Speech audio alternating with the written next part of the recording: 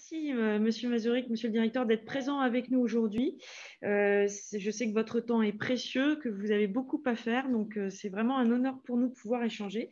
Et si vous êtes connecté depuis quelques instants, vous avez pu entendre un peu quelles sont les préoccupations aujourd'hui de nos intercommunalités. On a entendu parler là de grande ruralité, avec donc toutes les questions tous les enjeux de santé mentale, de jeunesse, voilà, de développement du capital social. Ce sont des questions qui vous préoccupent aussi beaucoup. On a souhaité effectivement vous inviter puisque il y a une importance considérable en fait du réseau des CAF dans les relations avec nos communautés. En dehors du fait que la CNAF et que les CAF sont des grands financeurs de la cohésion sociale, ce qui n'est pas rien, hein, c'est quand même le nerf de la guerre.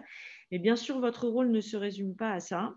Nous participons, alors peut-être que d'autres élus pourront en témoigner, mais au schéma directeur, au schéma départemental d'animation de la vie sociale ou au schéma départementaux des familles, des services aux familles.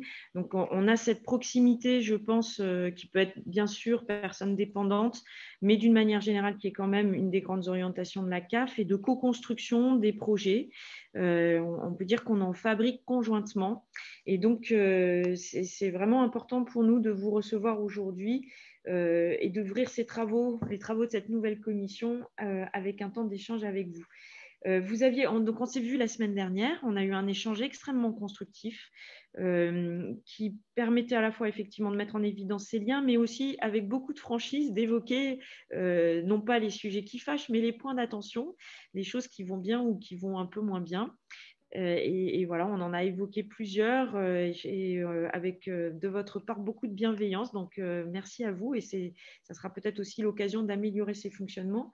Mais vous nous avez confié lors de cette rencontre que la CNAF, donc, qui signe un plan un peu quinquennal avec l'État, bien sûr, donc on appelle la COG, la Convention d'objectifs et de gestion, qui court là depuis 2018 et jusqu'en 2022, avait souligné en fait le maillon pertinent qu'était l'intercommunalité en tant que maillon géographique pour travailler sur les projets de cohésion sociale et notamment les conventions territoriales globales. Donc évidemment, c'est ce que nous pensons. Donc là, voilà, avec toute l'attention que nous devons avoir à ne pas voilà, à rester bien sûr en complémentarité et ne pas donner le sentiment qu'on irait marcher sur des plates-bandes d'autres collectivités. Donc ça, vous en avez le souci et nous en avons le souci.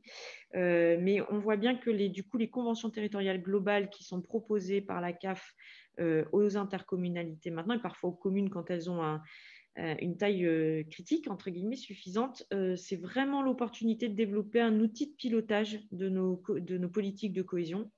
Et donc, voilà, sans plus attendre, du coup, je vous passe la parole pour que vous puissiez évoquer ce sujet avec nous. Et merci encore pour votre présence. C'est moi vraiment qui vous remercie.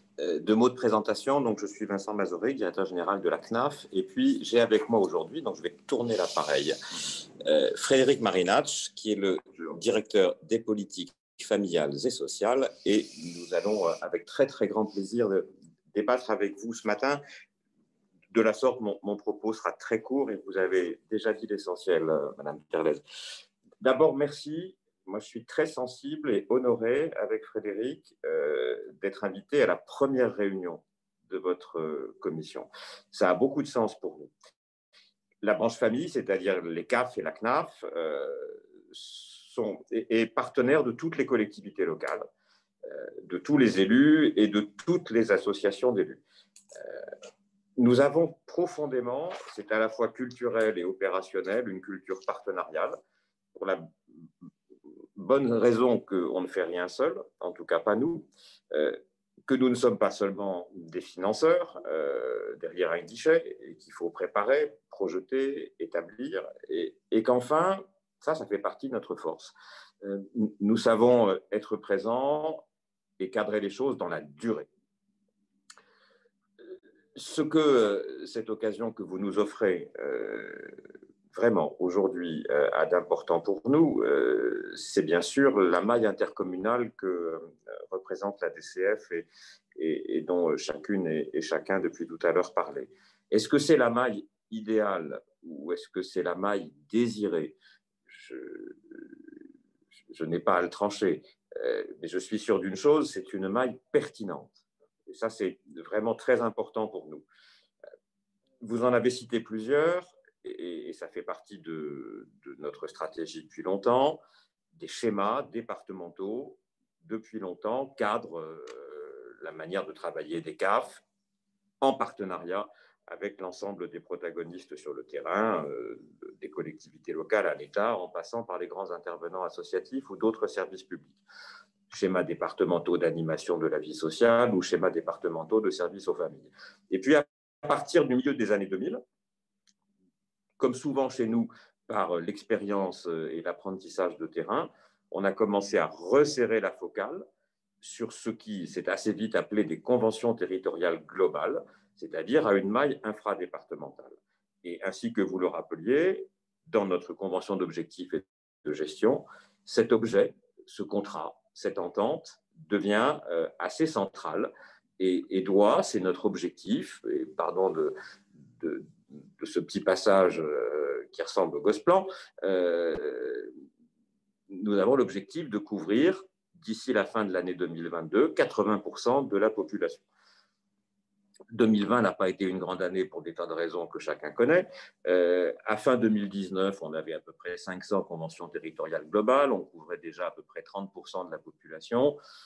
On a dû prendre, j'espère, une dizaine de points en 2020, mais peu importe ces chiffres, puisque par définition, ce qui compte ici, c'est la finesse de partage et de co-construction.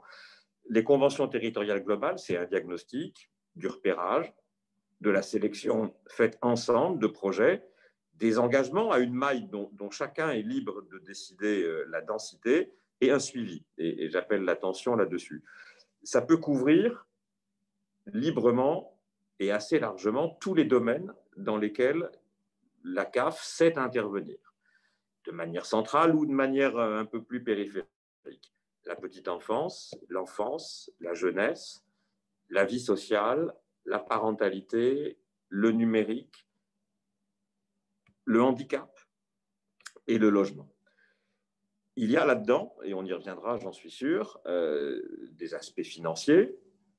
Les conventions territoriales globales nous servent notamment à sortir de l'ancien dispositif qui ne manquait pas de mérite, mais qui n'était pas très juste, des contrats enfance-jeunesse, en douceur et sans faire de perdants, mais pour mieux établir des financements discriminants selon la richesse des territoires. C'est ce que nous appelons le bonus territoire. Il ne faut pas se faire des CTG une idée uniforme, c'est tout le contraire, pour la raison fondamentale qu'il faut toujours être deux pour passer un accord, et donc l'accord ne vaut que parce que chacun a accepté d'y mettre. Sa maille est aussi adaptable. Ça, je veux insister là-dessus. Je sentais en écoutant ces dernières minutes votre propre souci, qui est aussi le nôtre, du respect des compétences de chaque structure ou chaque couche de gouvernance territoriale. C'est ô combien et davantage encore notre premier devoir. Les CAF n'ont absolument rien à prescrire en la matière et nous savons nous adapter à toutes les organisations et à toutes les répartitions de compétences qui auront été décidées par les différentes strates de collectivités territoriales. Si l'Interco a pris la compétence ou des compétences, c'est très bien. Si ce n'est pas le cas, j'insiste pour dire que la géographie reste pertinente et une CAF, c'est très bien associé dans la même convention territoriale globale à la fois l'intercommunalité et toutes les communes qui ont voix au chapitre et qui souhaitent l'avoir. Le contenu, enfin, même si j'ai donné quelques éléments un peu structurants, est entièrement à la main des parties. Mon dernier point consiste à relever avec beaucoup d'intérêt que dès l'abord et dès votre première réunion, vous avez identifié l'objectif de la jeunesse, qui fait très clairement partie de nos cœurs de mission et de nos cœurs d'intérêt. Même si la petite enfance représente financièrement le plus gros de nos budgets d'intervention en matière d'action sociale. Et sans faire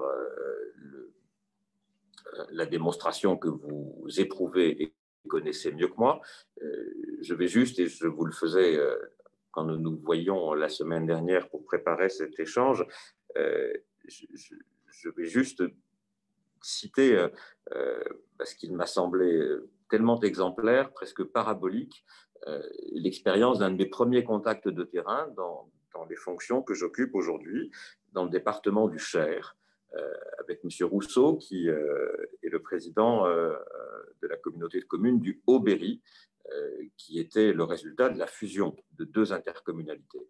Et c'était un petit matin hivernal assez froid, dans un centre absolument splendide, dans un milieu très rural, d'activités destinées aux jeunes de tout âge. Et M. Rousseau, le président de cette interco, m'avait dit, vous savez, moi, j'ai construit notre intercommunalité sur les politiques jeunesse. Et nous serons toujours sur tous les territoires, avec des CAF agiles, au rendez-vous de ce genre d'ambition. On est là pour les servir et on est là pour co-construire avec vous. Donc voilà, après un bref propos, j'aurai grand plaisir avec Frédéric Marinach à répondre à toutes les questions et interventions et interrogations que vous voudrez.